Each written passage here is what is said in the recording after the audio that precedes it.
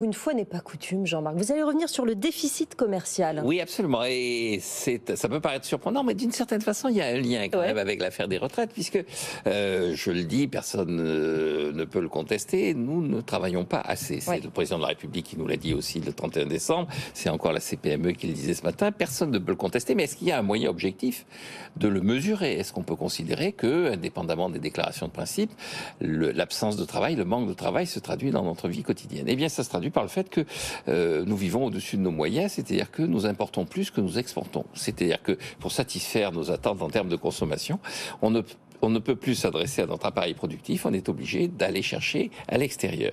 Bilan, nous avons un déficit commercial qui, sur l'année 2022, puisqu'on a maintenant le chiffre quasi définitif, aura atteint 160 milliards d'euros. 159. 159, exactement. 160 milliards d'euros. Alors, on trouve ça relativement abyssal. Les gens ne comprennent pas très bien. Ils disent, bon, mais c'est la faute du pétrole, le gaz, Poutine, Madame van der Leyen et tout ça. Mais à côté de nous, on vient d'avoir un chiffre qui est le chiffre de l'excédent allemand au mois de novembre, qui était de 10 milliards d'euros. L'Allemagne va avoir dégagé cette année probablement entre 130 et 140 milliards d'euros d'excédent commercial. Oui. Et nous, notre déficit pour novembre est à 13 milliards. Il est à 13 milliards, exactement. Et donc, on est dans une situation où, fondamentalement, comme on est dans la zone euro, il y a une forme de solidarité imposée qui fait que les Allemands, d'une certaine façon, paient pour nous.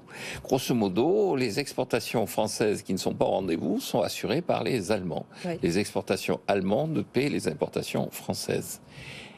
Est-ce que c'est durable? Je pense que c'est ça les grandes questions. Et je pense que dans la réforme des retraites, il y a aussi un message vis-à-vis de nos partenaires. On parlait des Espagnols qui sont passés à 67 ans, qui sont en cours de passage à 67 ans. Les Italiens, les Allemands sont à 67 ans. Et donc je crois que dans la réforme des retraites, il y a aussi le fait que non seulement on manque de travail, mais on a besoin de rassurer les gens qui pour l'instant paient à notre place. Oui, il faut travailler plus, il faut produire plus, Jean-Marc. Voilà.